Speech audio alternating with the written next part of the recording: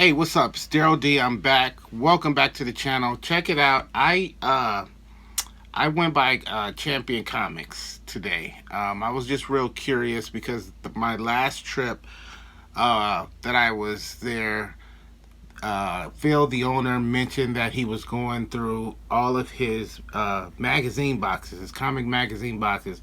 He was going to put everything out. He's still going through everything. So right now, nobody has access to those boxes. And I have been going underneath the tables and going through boxes down there. And I saw some amazing stuff. So today I decided to stop in because I wanted to see what else maybe he had pulled out, or if he had gotten done with that project, which he's not close to being done. And he also said that he will be putting out a lot of indie titles, like early '90s indie title, regular comic books. So between the indie titles and the magazines, I just was, I was anxious to see what he had pulled out. He's not quite there yet, but on the last trip, wishing I had brought my camera to take some video, and I pretty much thought I was done taking videos there. There's a few other than here on this channel. There's a one or two other channels that have footage, really good footage and stories about Champion Comics.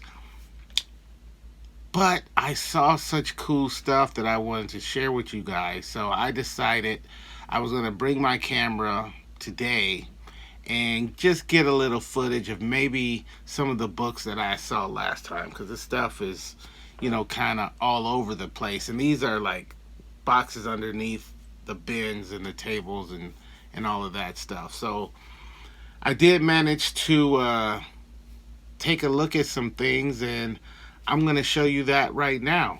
And then we'll come back and I'll show you a few pieces that I picked up today. So hang out. I'll be back in a minute. Things like that. So, and there's a bunch of rookie cards and things.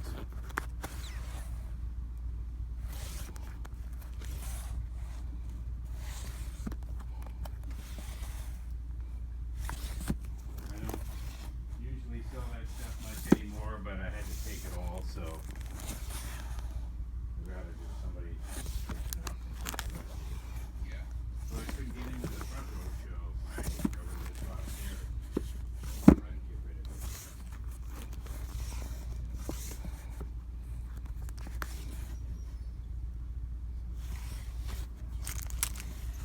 But no, for another month or two. Yeah.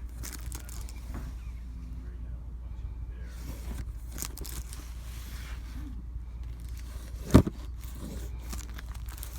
I'll ride it number one. What else is significant about it besides Okay, they broke it down.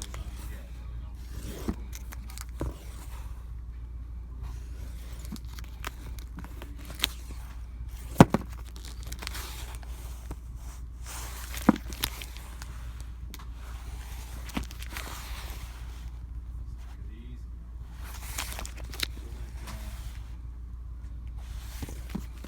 Undercast look, you press for me, double cover.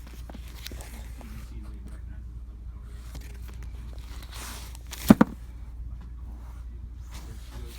Have you had to do a mechanical error before? I'm like, yeah, this is my first rodeo. Didn't you write that on the submission form, but they didn't see it? They don't allow you the little fill-in anymore. So like if it comes up as like a 35-cent variant or something, it will populate that information, but you can't put like Mark Jewelers, you can't add Really? I double thought they had all that in there. Used to be able to. Well, that's stupid. That's what I said. think they need to fix that. I agree. Because now they have problems like that. They gotta redo something. I mean, everybody sends it double covered. Wow. No.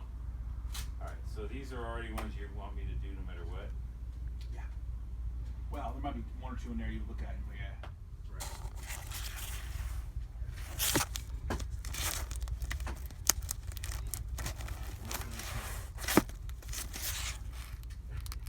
Ready for the show.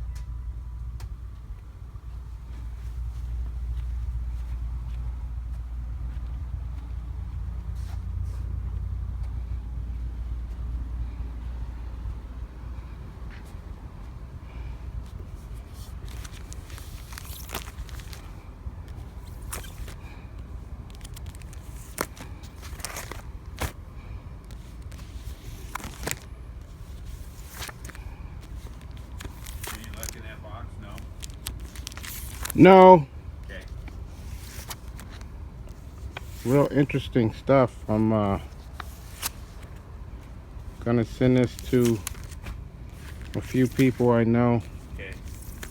who are real heavy into the indie stuff.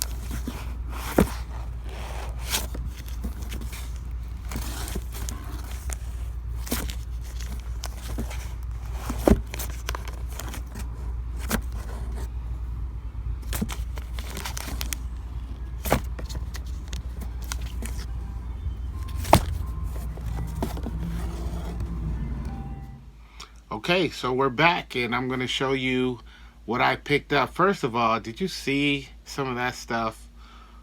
Some of that, wow, incredible stuff.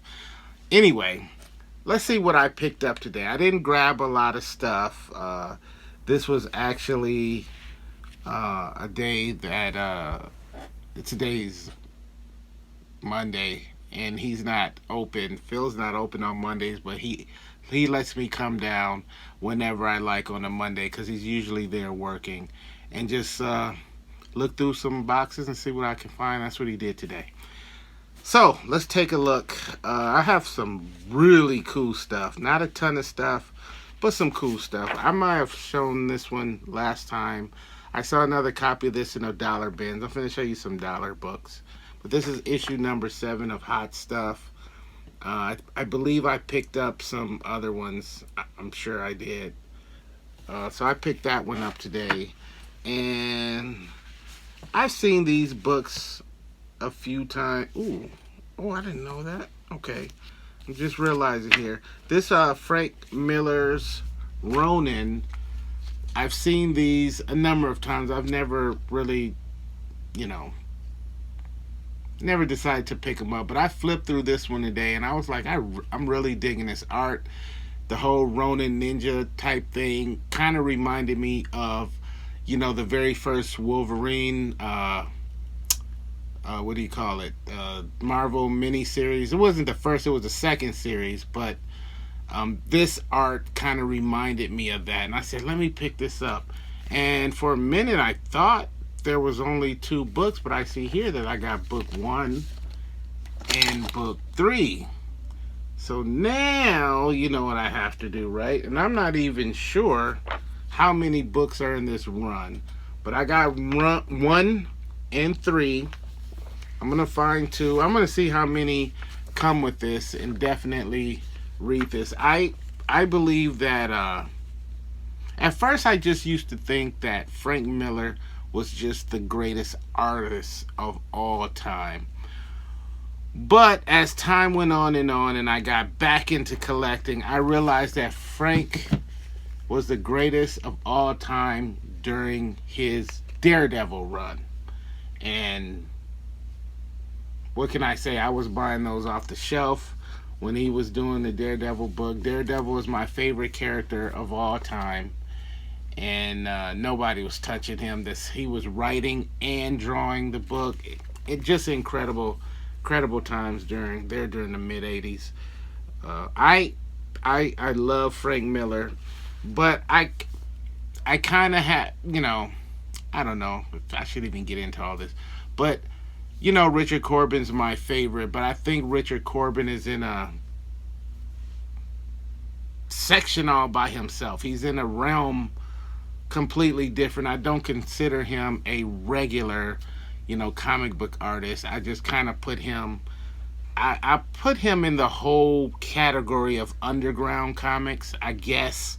So I think I don't have anything negative or ill to say about the whole underground world, because they were just doing their thing and breaking barriers and, not listening to anyone's rules. They were making their own rules, and I have the utmost respect for that. So I kind of put them in a category all by themselves, and they're pretty untouchable as far as I'm concerned.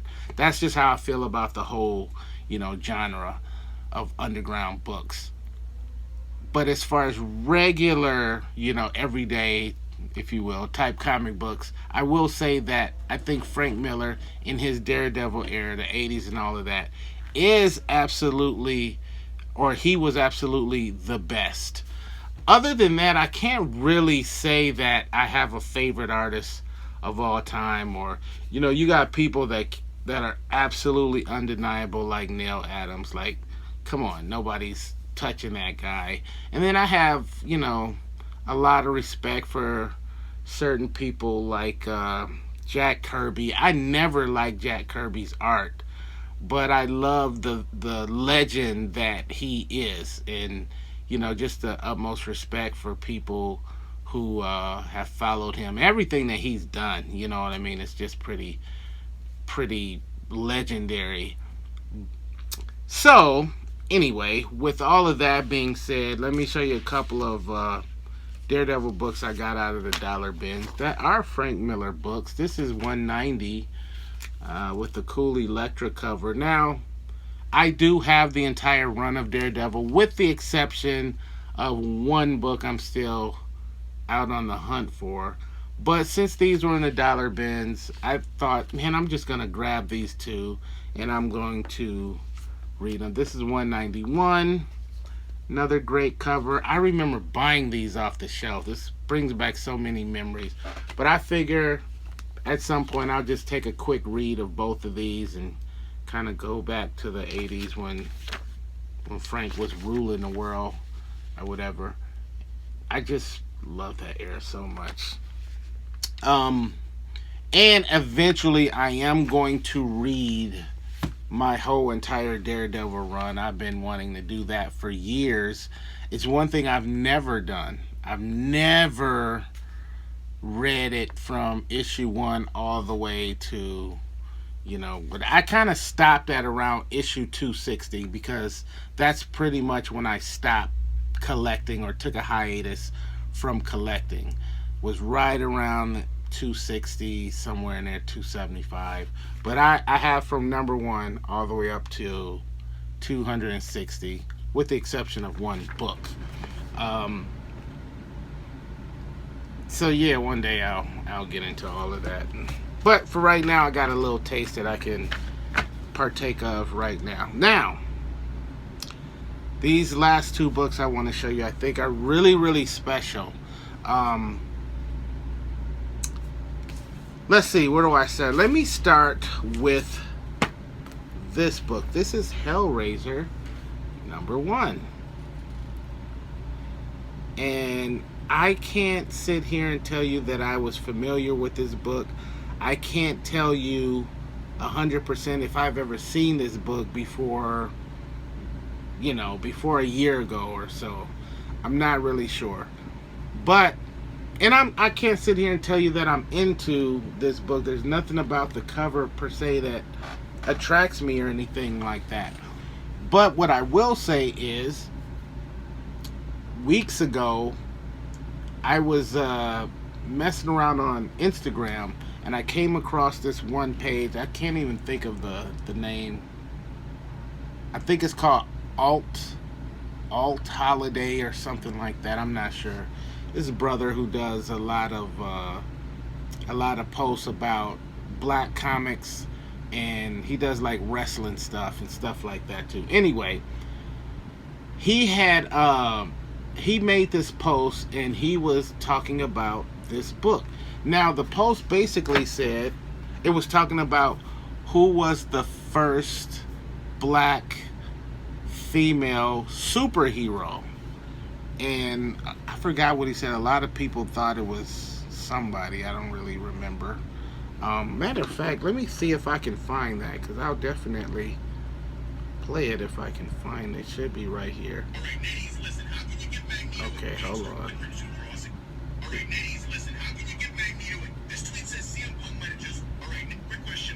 Okay, check this out real quick. I hope you guys can hear this. Quick question, who's the first black female superhero?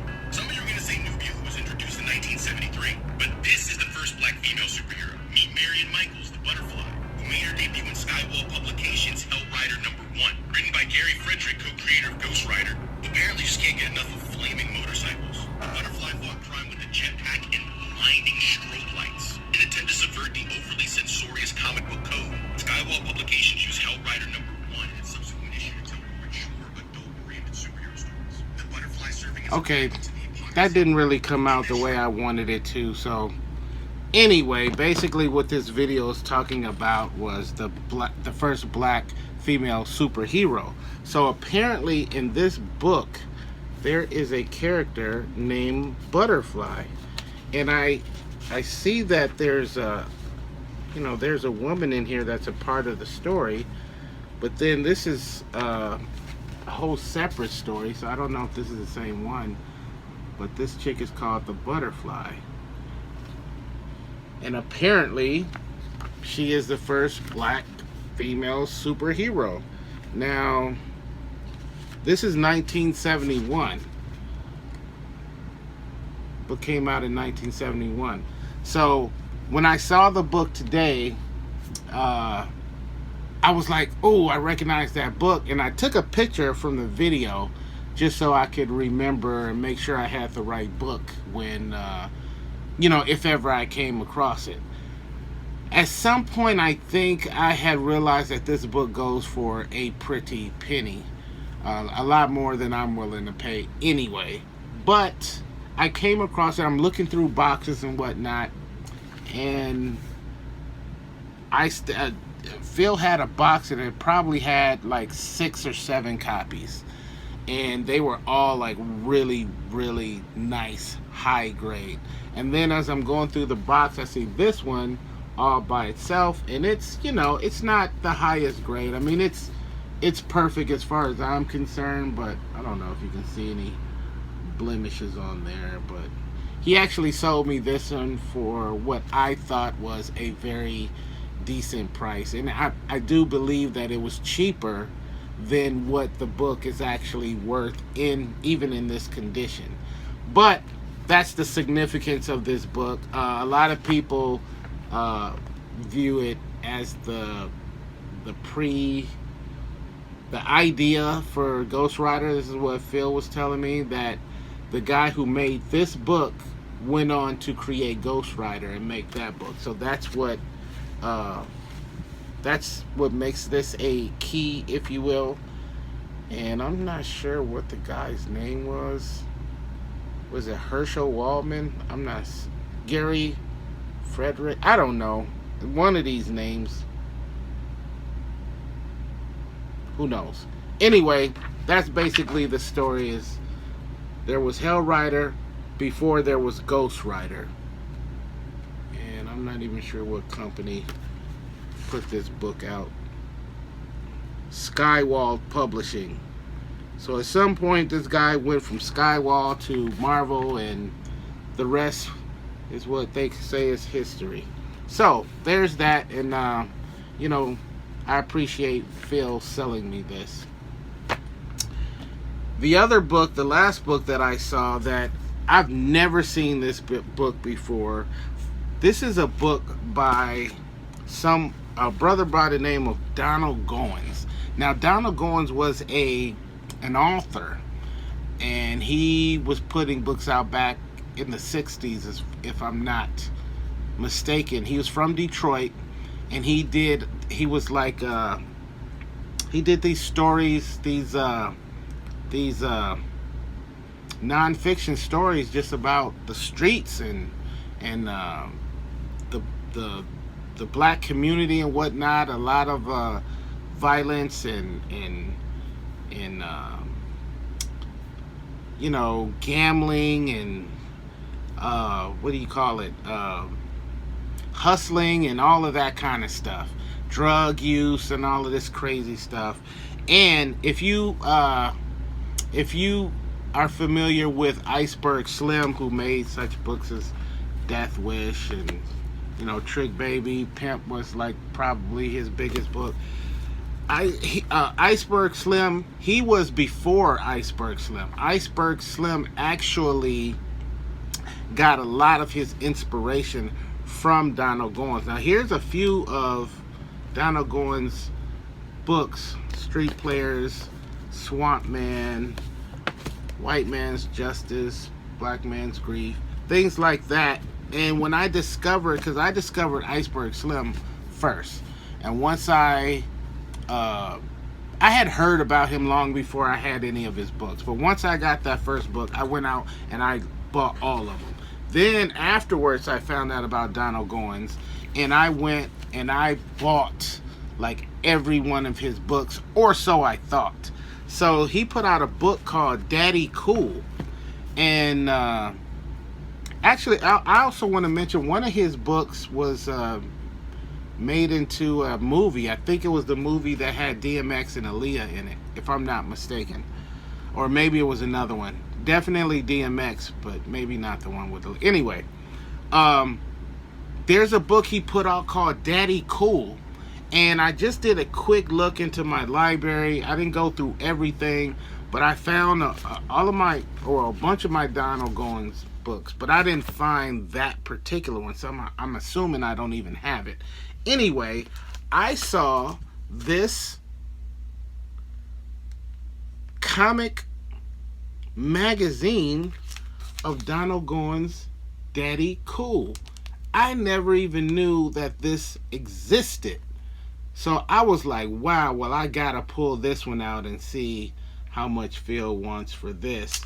And it says adapted from the original Holloway House novel by Donald Goins. The story of a hitman's fearful vengeance in defense of his teenage daughter's honor. His books are deep. There's some horrifying stories in there. So just reading that kind of lets me know, where this is going, because he wrote another book. I think it's called I forgot the name of it. It's called I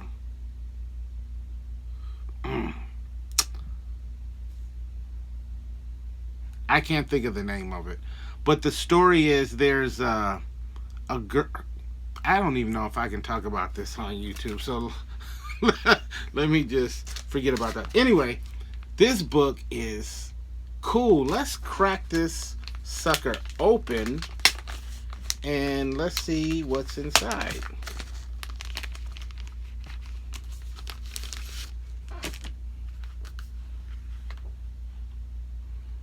Oh yeah. Oh yeah, I am really going to enjoy this.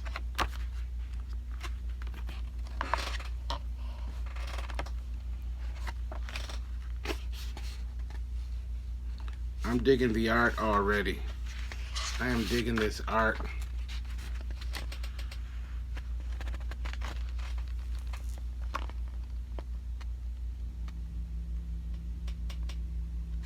And then I guess these are some characters on the back. Yeah, I may have to read this tonight. I think he said this book usually sells for between 20 and 40 bucks. So he actually sold this to me for $15. $15. And then this book sells for considerably more, and I paid $35 for this. If you're familiar with this book, tell me if you think if that's a good deal or not. Wow. I'm just looking on the back here, just as a side note. You see these comic magazines on the back here? Well, just so you know, Phil at Champion Comics has full runs of all of this stuff. Yeah, trust me. Anyway, yeah, so this is what I picked up today. These two cool mags and a nice handful of dollar comics. That place just gets better and better. If you are ever in the Phoenix area, stop by. You'll be glad you did, and you'll be mind blown. Prepare to have your mind blown. All right? And make sure you tell him Daryl D sent you. Say, Daryl told me to come and he's been telling me about you. Come on through. All right? That's it. We'll be back soon with another comic haul because I can't seem to stay away. I need help. Till next time, this is Daryl D signing off. Peace and love.